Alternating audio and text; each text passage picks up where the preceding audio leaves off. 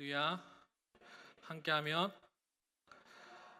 행복한 대산교회 주일 오후 예배 오신 여러분들을 진심으로 환영합니다.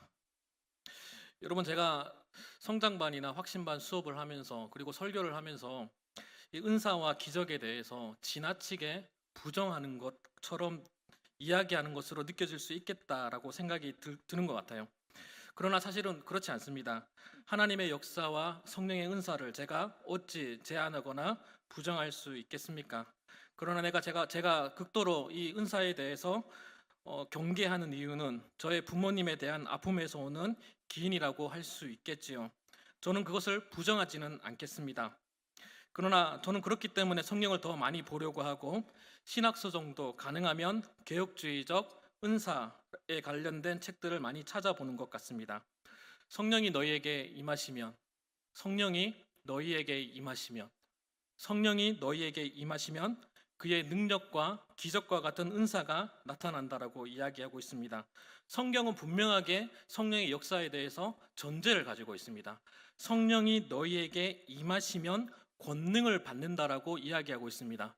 권능을 받는 사람들에게 성령이 임하는 것이 아니라 성령이 임한 사람 가운데 권능을 받고 하나님의 역사가 일어난다라고 이야기하고 있습니다.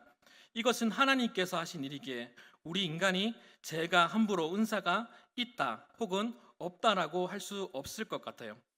왜 하나님께서 병자를 치유하셨는데 목사가 자기가 했다라고 이야기합니까?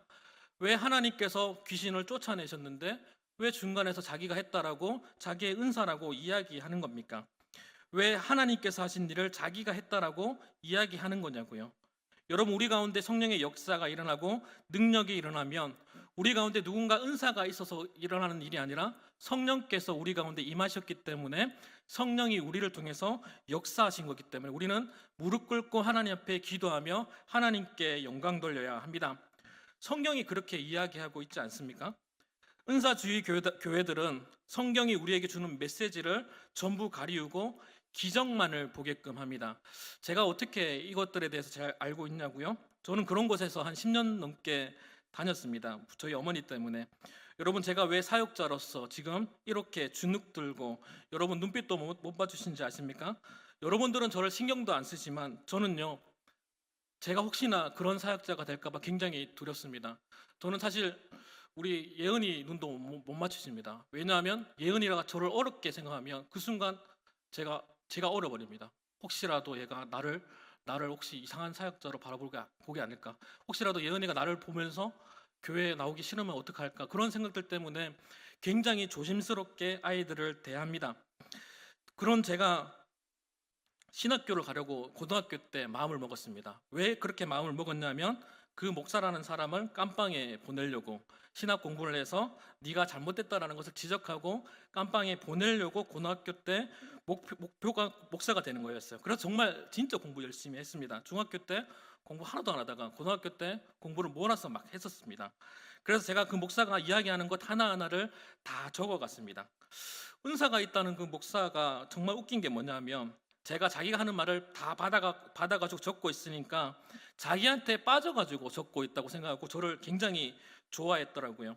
그 사람이 말하는 것을 제가 종합해서 생각해 보면 성경의 문맥을 다 가리우고 기적만을 바라보게끔 이야기해요. 그리고 기적만을 바라보게끔 이야기한 다음에 성도들을 가스라이팅을 하는 겁니다. 너희들이 하나님의 말씀 가운데 성령의 역사가 일어나진 이유가 뭔지 아느냐? 그렇게 말씀도 안 보고 기도도 안 하고 회개도 안 하고 그렇게 제 가운데 임하고 음란한 너희들 가운데 성령이 어떻게 역사하겠느냐, 이렇게 이야기하면서 말씀 보고 회개하라고 이야기합니다. 그러니까 성령께서 역사하지 않는다라고 이런 성령의 은사들을 일반화시키고 보편화시켜서 사람들을 가스라이팅을 하는 거예요. 그러고 나서 목사가 앞에서 그러나 나는 여러분들을 위해서 기도하고 있습니다 라고 얘기하면서 자신을 성도들 앞에서 영웅화시키는 거예요. 그러니까 은사를 보편화시키고 또한 성도들 앞에 자기를 영웅화시키면서 사람들을 가스라이팅을 하면서 사람들을 막 이상한 데로 몰고 가는 겁니다. 그래서 사람들이 가스라이팅을 하면 교회에 몰려 있겠습니까? 다 떠나죠. 그런데 한 사람이 출구 한 명을 딱 놔두는 거예요. 그게 저였습니다. 여러분들 신앙생활하기 그렇게 힘들죠? 태민이처럼 해라, 이렇게 얘기하는 거예요. 그러면 이제 왜냐하면 제가 그 사람의 설교를 다 봐도 적고 있기 때문에 저는 그 사람이 충성된 종이라고 사람 착각했던 것 같아요. 그럼 제가 수줍은 미소를 한번 날려줍니다. 그래서 속으로는 막 욕하는 거예요. 이 미친놈 이러면서 혓바닥을 잘라버릴라. 내가 신학교 가면 너 당장 고소해버릴 것이다 라고 절대 고소할 거 속이라고 이렇게 얘기하고 있는데도 저를 막 치켜 세워요. 신앙은 태민이처럼 해라. 저렇게 저 친구 나이가 어리지만 하나님 말씀 다 받아 적으려고 이렇게 적기까지 하지 않느냐 이렇게 칭찬을 하는데 그 사람이 했던 말들이 있거든요. 사람의 눈빛만 봐도 무슨 생각을 하는지 안다라고 했습니다. 제가 대놓고 속으로 욕을 하는데도 모릅니다. 인간은 이렇게 연약한 존재라는 것입니다. 우리 인간은 절대적으로 능력을 행할 수 없는 존재라는 것을 여러분들에게 이야기하고 싶은 거예요. 그렇게 오늘 본문에서 이야기하고 있는 예수님의 능력을 보면서 우리가 어떻게 이 말씀을 받아들여야 할지 함께 고민할 수 있기를 소망합니다. 오늘 본문 속에서 나타난 예수님의 능력은 주께서 행하신 일이지 우리가 바란다고 해서 예수님 나에게 능력을 나타내 주세요 한다고 해서 나타나는 것이 아닙니다. 본문에서 나병 환자의 워딩을 한번 보세요. 주께서 원하시면 내가 낫겠나이다. 백부장은요, 당신이 우리 집에 오지 않아도 하인이 낫겠나이다. 자, 그러면 우리는 당시 나병 환자와 하인을 사랑하는 백부장에게 긍휼한 마음으로 그리고 이 세상을 향한 예수님의 값없는 그러한 사랑들을 잠시 내려놓고 오늘 본문이 이야기하는 것을 냉정하게 살펴봅시다. 나병 환자가 얼마나 힘들었을까? 나병 환자가 자신을 얼마나 낮추고 예수님을 높였을까 하는 그러한 고민들 말고요. 백부장이 하인을 얼마나 사랑했다면 우리 주님이 우리를 얼마나 사랑했더라면 하는 그러한 감정에 우리가 휘둘리지 마시고 이러한 사건들을 우리가 공감하지도 마시고 오늘 본문이 냉정하게 우리에게 하고자 하는 이야기가 무엇인지를 비평적으로 살펴보았으면 합니다. 마태는 왜 수많은 기적과 이적들 중에서 오늘 본문의 내용을 가져왔는가? 왜 하필이면 이 내용을 가지고 왔는가입니다. 오늘 본문이 우리에게 주는 메시지가 무엇인가에 대해서 우리는 살펴보고자 합니다. 예수님의 기적은 그 자체만으로도 대단합니다. 대단합니다. 그렇지만 잠깐 냉정하게 왜 이 내용을 우리가 읽어야 하는지 또한 지금 마태가 나에게 하고자 하는 메시지가 무엇인지를 파악하는 것이 더 중요하다고 생각합니다. 혹시나 지금 저 김태민 전사가 무슨 소리를 하고 있느냐라고 생각할 수도 있을 것 같아요. 성경에 기록된 말씀, 그 사건 하나하나가 우리에게 주는 교훈도 있고 메시지도 있는데 무슨 소리를 하고 있느냐고 생각하시면서 머릿속에 지금 퀘션 마크가 달리고 있을 것입니다. 예수님의 기적은 성경에서 전부 기록하지 못할 만큼 굉장히 많이 행하셨다는 것으로 보입니다. 수많은 사람들이 예수님께 몰려왔다라는 것을 보아도 성경에 기록되지는 않았지만 다양한 이적과 기적들을 행하셨던 것으로 보입니다. 정말 사건 하나하나를 바라보아도 하나님의 은혜이고 감사의 내용이지만 이것이 잘못되었다라고 이야기하고 또한 기적을 제가 함부로 끌어내리려고 하는 것이 아닙니다. 우리는 그러한 기적들을 사모하고 우리 삶 가운데 역사하실 하나님을 기대하며 살아야 합니다. 그러나 성경이 우리에게 주는 메시지가 무엇인지를 파악하는 것이 기적을 바라보는 것보다 중요할 것입니다. 마태복음의 저자가 이 사건들을 왜 이렇게 배치하면서 독자들에게 하려고 하는 메시지가 무엇인지를 오늘 이 시간 파악해 보자 하는 것입니다. 여러분, 제가 이렇게 이야기를 하면 성경을 인문학적으로 접근한다라고 비판할 수도 있을 것 같습니다. 그러나 중요한 것은 성경에 기록된 목적이 무엇인지를 우리가 분명하게 이해를 하고 성경의 기적들을 바라보아야 합니다. 그렇다면 우리에게 주어진 이 말씀을 통해서 우리가 살펴봐야 할 것은 기적이 아니라 성경을 통해서 우리에게 주어진 진짜 메시지가 무엇이냐는 것입니다. 모든 성경은 하나님의 감동으로 된 것으로 교훈과 책망과 바르게 함과 의로 교육하기에 유익하니 이는 하나님의 사람으로 온전케 하며 모든 선한 일을 행할 능력을 갖추게 하기 위해서 기록되었다라고 이야기하시지 않습니까? 사실 본문이 이야기하는 기적, 이 사건 하나하나가 우리에게 주는 메시지는 분명하게 있습니다. 그런데 성경의 전체적인 문맥의 이야기는 이 기적 하나하나에 포커스가 있는 것이 아닙니다. 제가 사실은 오늘 본문의 말씀을 정해놓고 여러분 가운데 설교를 하기가 자신이 없습니다. 솔직히 오늘 본문이 이야기하는 메시지, 이 이야기를 가지고 여러분들에게 처음부터 끝까지 끌고 갈 자신이 없었습니다. 왜냐하면 기적이라는 것은 우리 가운데 굉장히 중요한 관심사이기 때문입니다. 따라서 저는 오늘 여러분들이 혹시라도 중간에 오해하실까봐 결론부터 말씀드리고 오늘 본문의 말씀을 함께 나누고자 합니다. 성경이 기적을 기록하고 있는 목적은 예수님은 하나님의 아들이라는 것입니다. 그렇기에 기적과 이적에 집중하는 것보다 그가 누구이시며 그가 하시는 궁극적인 목표와 방향성이 무엇인지를 파악하는 것이 기적을 바라보는 것보다 더 중요하다는 것을 이야기하고자 하는 것입니다. 예수님의 기적과 능력을 단순하게 열거하는 것이 아니라 그 기적을 통해서 그가 하나님의 아들이라는 메시지를 우리에게 던지고 있는 것입니다. 우리가 8장 말씀만 바라본다면 이 기적에 매몰될 수 있습니다. 그렇기 때문에 우리는 7장부터 전체 문맥을 좀 살펴보고자 합니다. 7장에서 보면 예수님께서 자기의 눈에 들보를 가린 채로 누군가의 고통스러운 티를 제거하는 일을 도우려고 애쓰는 사람들을 묘사하고 계세요. 자신의 눈에 들보가 꽂힌 사람들을 한번 생각해 보세요. 이렇게 눈에 들보가 꽂혀 있는데 그 사람이 다른 사람의 문제를 가지고 있는 그 사람들의 문제를 지적하고 있다고 생각해 보면 얼마나 우스꽝스러운 모습이겠습니까? 이야기가 단순하게 비판하지 말라고 이야기하는 걸까요? 그렇다면 왜 예수님은 자신의 초소를 떠난 산에 오른 사람들에게 지금 이 이야기를 하고 있는 걸까요? 지금 시내에는 서기관과 바리새인들을 따르는 사람들이 여전히 남아 있습니다. 그러나 예수님을 따르는 자만이, 자신의 자리를 벅차고 산 위에 오른 자만이 지금 이 이야기를 듣고 있는 것입니다. 수고하고 무거운 짐진 자들아 다 내게로 오라고 하셨던 그 예수님께서 자신에게 나온 사람들에게 매우 불편하고도 어려운 이야기를 하고 있는 거잖아요. 비판하지 말라. 내 눈 속에 있는 들보를 가진 사람이 티를 가진 사람을 비판하는 모습을 지적하고 있는 것입니다. 우리가 이 내용을 하나님의 나라 관점에서 바라본다면 단순하게 누군가를 비판하지 말라가 아닙니다. 하나님의 주신 율법을 바라보는 것이 아니라 자신이 만들어 놓은 율법의 들보를 가지고 이 자신들의 율법을 이야기하는 메시아를 바라보지 못하고 있음을 지적하고 있는 우스꽝스러운 모습을 보고 지적하고 있는 것입니다. 그러면서 7장의 내용이 어떻게 흘러갑니까? 당시에 사람들이 구하는 것은 메시아였잖아요.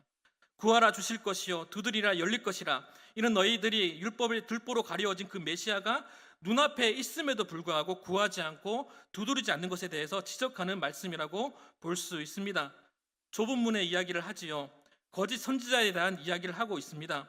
그러시면서 주여 주여 하는 자가 천국에 가지 못하고 아버지의 뜻대로 행하는 자만이 천국에 갈 수 있다라고 이야기하세요.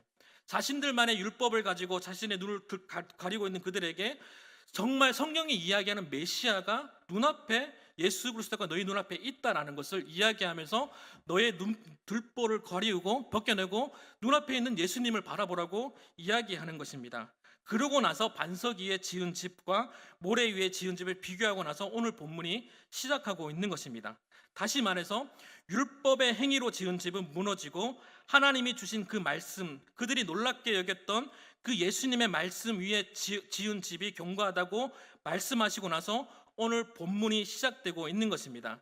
예수님은 말씀을 통해서 그 메시아가 자신임을 사람들에게 이야기하고 나서 사람들에게 가시적으로 이제는 그의 능력을 보여주시면서 봐라, 성경이 이야기하는 메시아가 바로 나이다라는 것을 기적과 이적을 통해서 말씀해 주시는 것입니다. 교훈과 책망과 바르게 함과 의로 교육하기에 유익한 그 하나님의 말씀을 온전케 세우고 있는 장면을 우리가 볼 수 있습니다. 따라서 우리는 성경에 나타난 기적들을 단순하게 와, 예수님이 대단한 기적을 행하셨구나, 우리가 유초등부회 때 배웠던 것처럼 예수님은 능력자이셔, 우리 예수님을 믿어야 해, 이러한 것들로 바라보는 것이 아니라 예수님이 우리를 구원자이신 성경이 이야기하는 하나님의 아들 메시아시구나. 그래서 우리가 예수님을 믿어야 한 분명한 목적을 발견할 수 있는 저와 여러분이 되었으면 좋겠습니다. 말씀 앞에 능력이 있습니다. 나병 환자를 고치신 예수님이 제자들 그 나병 환자에게 뭐라고 이야기하나요? 우리 4절 말씀 한번 읽어볼까요? 4절입니다. 시작. 상가 아무에게도 이르지 말고 다만 가서 제사장에게 내 몸을 보이고 모세가 명한 예물을 드려 그들에게 입증하라 하시니라. 아멘.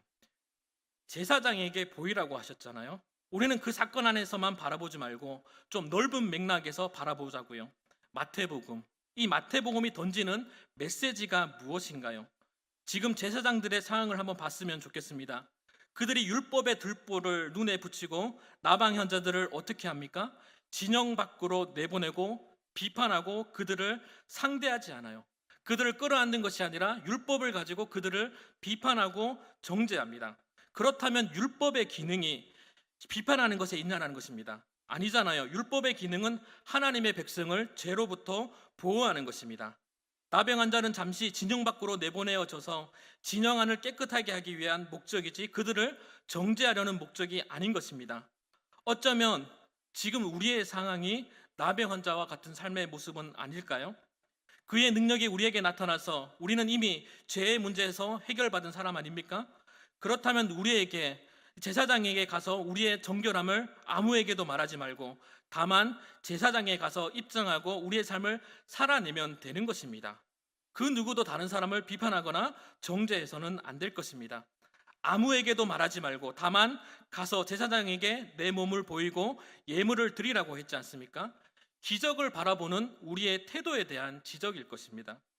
나병 환자가 이리저리 이야기하고 다닌다면 그 기적만을 바라보고 자신의 목적을 위해서 얼마나 많은 사람들이 예수님께 나왔겠습니까?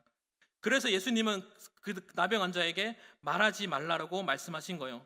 말이라는 것은 참 무섭지 않습니까? 참 중요합니다. 한 사람을 살리기도 하고 한 사람을 죽이기도 합니다. 한 세 가족들을 교회에 정착시키기도 하고 한 교회 성도들을 밖으로 내몰기도 합니다. 아무리 우리의 말이 선한 동기가 있다라고 할지라도 나에게 나타난 기적을 이야기한다고 할지라도 그 기적의 이야기가 상대방에게 어떻게 받아들이게 될지를 고민해야 합니다. 기적을 통해서 하나님 나라를 바라보게 될 수도 있고 나에게 나타난 그 기적을 통해서 하나님 기적만을 바라보게 될 수도 있다라는 것입니다. 사람은 누구나 다 들보를 가지고 있어요. 서기관과 바리새인들은 자신들의 율법이었을 테고 1세기에 이 책을 읽는 독자들의 들보는 자신의 문제를 해결해 줄 메시아였을 때고 이 책을 읽고 있는 우리 각자에게는 자기 나름대로의 들보가 있겠지요. 예수님께서 나에게 주신 기적과 같은 일을 보편화시키고 일반화시켜서 함부로 다른 사람에게 이야기해서는 안 될 것입니다. 예수님을 믿고 물질의 복을 주셨는데 그것은 그 사람에게 주신 하나님의 은혜이고 하나님의 역사이지 이 내용들을 보편화시키고 일반화시켜서 예수님을 잘 믿으면 복받고 물질의 복도 주신다라고 이야기하시면 저는 예수님 믿는 사람이 아닌 것 같다라는 생각이 들 수도 있을 것 같아요. 물론 하나님의 말씀을 온전하게 이해하고 받아들일 수 있는 사람들은 그런 내용들을 대신 이해하고 받아들이겠지만 아직 그 내용들에서 이해하지 못하는 새신자들이나 믿음이 작은 사람들은 예수님 믿으면 복받고 돈 잘 번다고 했는데 나의 삶은 왜 이럴까라는 고민이 되겠죠. 사실 저희 가정의 얘기를 또 해서 죄송한데 저희 아버지가 교회를 다니기 전에는 굉장히 잘 사셨습니다. 여러분들 연탄 차고 다니실 때 저희는 도시가스를 틀면서 아파트에 살았습니다. 그러고 나서 이제 삶의 여유가 생기고 나서 교회를 왔더니 그때부터 가정 환경이 다 무너지기 시작했어요.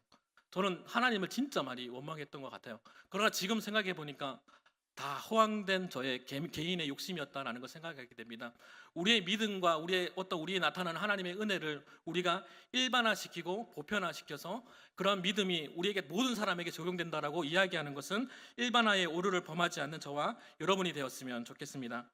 15세기 로마 교황이 기적을 일반화시키고 보편화시키면서 성경을 완전히 가리우고 나서 어떻게 합니까? 성물을 갖다가 팔았잖아요. 순교자의 물건이라고 해서 성물입니다. 그것을 몸에 지니고 다니면 마귀가 틈타지 않는다라고 이야기했어요. 또한 죄의 문제를 해결하는 것이 예수님을 믿는 것이 아니라 면죄부를 사고 파는 것이었다라고 사람들을 거짓말을 쳤어요. 마치 이러한 것들이 지금도 있다라고 생각해 보셨습니까? 지금도 어떠한 사람들은 이러한 신앙관을 가지고 하나님의 말씀을 가리우고 이러한 행위를 합니다. 인터넷 제가 가피풀이나 이런 데 보면은요, 염주같이 생긴 거, 십자가 같이 염주같이 생긴 게 있어요. 이 사람들, 우리는 나름대로는 그 사람들 그냥 십자가를 바라보면서 예수를 기억하자라고 만들어 놓은 건데, 어떠한 사람들은 이걸 가지고 돌립니다. 예수님 사랑합니다. 땡기고 예수님 사랑합니다. 예수님 사랑합니다. 이걸 하루에 몇 바퀴, 몇백 바퀴를 돌리면 성령이 우리 가운데 임하셔서 우리 마음의 평안을 얻을 수 있다라고 그렇게 이야기하는 사람들이 있다라고 이야기합니다. 어쩌면 마치 종교개혁 시절에 말씀을 가리우고 교황이 이 은사를 일반화시킨 작업을 우리는 하지 않았으면 좋겠습니다. 우리는 오히려 거기에 맞서서 아무도 읽지 못하는 라틴어 성경을 독일어 성경으로 번역하여서 그 말씀이 세상을 바꾸었던 것처럼 우리는 이 말씀을 통해서 우리의 들보를 벗겨낼 수 있기를 소망합니다. 루터가 만약에 95개조 방반문만 비텐베르크의 성당에 붙였다면 아무런 변화도 없었을 거예요. 그가 독일어로 성경을 번역하고 그것이 인쇄되면서 사람들이 읽으면서 사람들에게 변화가 시작된 것입니다. 모든 성경은 하나님의 감동으로 된 것으로 교훈과 책망과 바르게 함과 의로 교육하기에 유익하니 이는 하나님의 사람으로 온전케 하며 모든 선한 일을 행할 능력을 갖추게 하기 위하여 우리에게 주신 말씀이 이 하나님의 말씀이지 않습니까? 하나님을 알고 그가 누구이신지 알아갈 수 있기를 소망합니다. 단순하게 성경에 나타난 기적들만을 바라본다면 우리는 하나님을 제대로 알 수 없습니다. 우리가 기적들을 바라보기보다는 하나님이 누구신지를 바라볼 수 있는 저와 여러분이 될 수 있기를 소망합니다. 그런데 한번 보세요. 나병 환자와 백부장은 예수님께 나와서 자신의 상황을 이야기하고 나서 치료하는 모습으로 말씀합니다. 그런데 베드로의 장모는 아무런 맥락 없이 갑자기 본문에서 등장합니다. 예수님께서 그들의 집에 갑자기 들어가시고 갑자기 치유하시고 나니까 일어나 예수께 수종 들었다라고 말씀하고 있습니다. 나병 환자로부터 시작해가지고 백부장, 베드로의 장인 이 사건이 이 세 개의 기적들이 이야기하는 것이 무엇인가 우리 곰곰하게 생각해 보면 당신이 원하시면 낫겠나이다. 말씀만 하옵소서. 그냥 예수님이 가서 치료하신 거잖아요. 기적을 행하시는 주체가 하나님의 아들이라는 것을 성경이 이야기하고 있는 것입니다. 예수님이 이야기하는 목적과 기록된 목적은 이 기적에 있는 것이 아니라 지금 예수님의 그 기적을 행하시는 이가 하나님의 아들 예수님이라는 것을 성경이 이야기하고 있는 것입니다. 따라서 어떠한 사람들이 나에게 은사가 있다라고 이야기하면서 기적들을 행한다고 여러분들한테 우리 기도원에 오세요라고 얘기한다면 굳이 가실 필요가 없습니다. 하나님께서 성령이 우리 가운데 임하신다면, 우리 교회 가운데 임하시면 우리 교회 안에서 역사가 일어날 것입니다. 그러한 기적들을 우리가 온전하게 말씀대로 믿는다면 그러한 기적들에 휘둘릴 필요가 없으세요. 하나님 말씀 안으로 충분하다는 것을 이해하셨으면 좋겠습니다. 그런 의미에서 우리가 16절 말씀과 17절 말씀을 같이 한번 읽어보도록 하겠습니다. 16절과 17절입니다. 시작. 그래서 오늘 예수께서 말씀으로 귀신들을 쫓아내고 병든 자를 다 고치시니 이는 선지자 이사야를 통하여 하신 말씀에 우리의 연약한 것을 친히 담당하시고 병을 짊어지셨도다 함을 이루려 하심이더라. 아멘. 가려워진 들보를 치우고 예수님을 보게 하는 것입니다. 선지자의 이야기를 통해서 하신 말씀에 근거하여 우리의 연약한 것을 감당하신 진리이신 예수님을 보게 하는 메시지라는 것이죠. 우리에게 감추어진 그들이 성경 가운데 이야기하는 것은 분명한 것은 예수 그리스도를 이야기합니다. 구약 성경도 예수 그리스도를 이야기하는데 율법에 가려진 그들에게 지금 진리이신 예수님을 보여주고 있다는 것을 이야기합니다. 우리는 하나님 앞에 전적으로 무능하고 능력 없는 나병 환자와 같은 사람입니다. 아니면 백부장과 같이 안타까운 마음으로 우리의 태신자를 위해서 기도하지만 그들을 위해서 아무것도 할 수 없는 사람입니다. 어쩌면 베드로의 장인처럼 예수님께서 우리의 삶에 불쑥 찾아오셔서 우리를 구원해 주심을 경험한 사람입니다. 여기에는 누구도 자신의 문제를 해결한 사람은 등장하지 않아요. 중요한 것은 자신의 무능함을 깨달은 자에게 예수님께서 능력을 행하여 주셨다는 것입니다. 마태복음 8장이 이야기하는 메시지는 예수님은 자연 만물을 통해 통치하시는 하나님의 아들이라는 사실을 우리에게 알려주고 있습니다.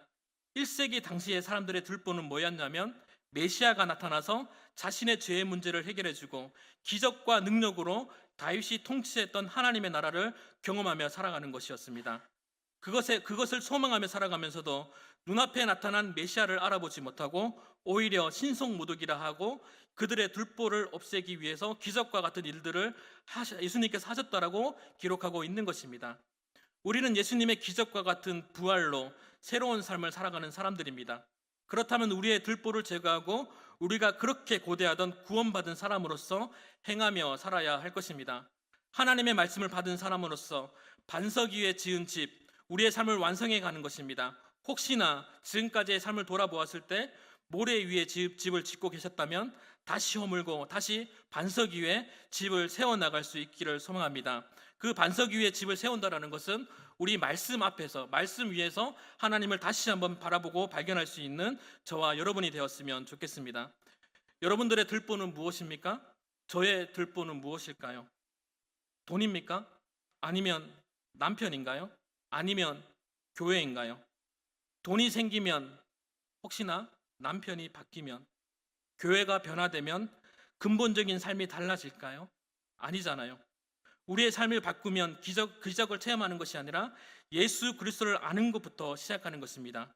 의뢰의 들보를 제거해 줄 것만 같은 기적에 집중하지 마시고 하나님 말씀에 집중하면서 우리의 삶에 성령이 기적으로 채워갈 것을 믿을 수 있기를 소망합니다. 여러분, 제가 대산교회 지원 원서를 쓰고 큰맘 먹고 코로나 지원금을 가지고 이 태블릿을 샀습니다. 그런데 그동안 제가 사용하지 못했어요. 왜냐하면 저한테는 이 태블릿에 대한, 또한 저의 인격에 대한 믿음이 없었기 때문입니다.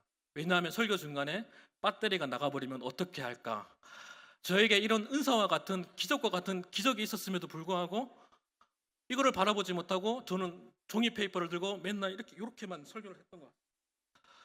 제가 지금 이게 태블릿을 사용하니까 되게 마음이 좀 편하거든요. 왜 내가 그동안 사용하지 않았나라고 생각이 들어요. 근데 분명한 것은 우리에게 하나님께서 주셨던 은사와 달란트가 분명하게 있습니다. 하나님이 우리의 삶 가운데 기적적으로 행해 주신 어떠한 것들이 있는데 우리의 믿음이 없어서 그 은사와 기적들을 사용하지 못하는 것 아닐까 한번 고민해 보면서 하나님의 말씀 가운데 우리의 삶을 비춰갈 수 있는 저와 여러분이 되었으면 좋겠습니다.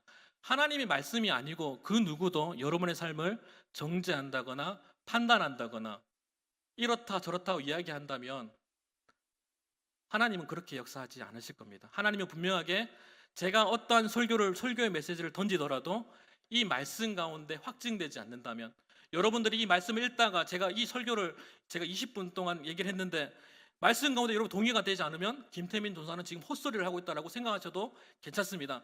분명한 것은 말씀 안에서 우리의 삶을 점검하고 조명받을 수 있는 저와 여러분이 되었으면 좋겠습니다.